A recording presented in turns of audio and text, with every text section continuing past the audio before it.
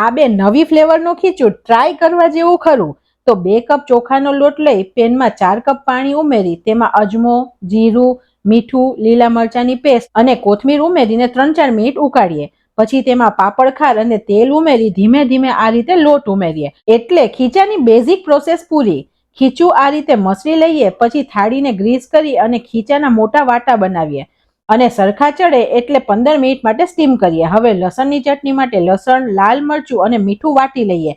તેમાં પાણી ઉમેરીને પેસ્ટને ઢીલી કરીએ. પછી લીલી ચટણી માટે આદુ, મરચા, કોથમીર, ફુદીનો, લીંબુનો રસ, સંચળ, મીઠું અને બરફ ઉમેરી ચટણી બનાવીએ. ખીચું બફાઈ જાય એટલે તેના કટકા કરી એક બાઉલમાં ચાટ મસાલો અને લસણની ચટણી ઉમેરી એટલે લસણિયું ખીચું બનીને રેડી.